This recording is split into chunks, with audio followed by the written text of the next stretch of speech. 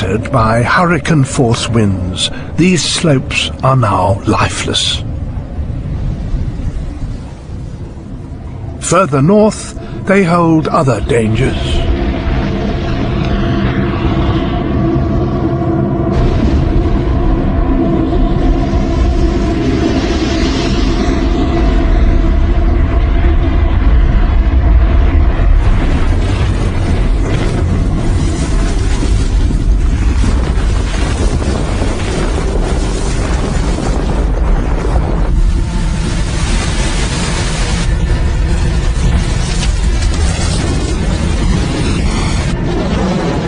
Moving at 250 miles an hour, an avalanche destroys everything in its path.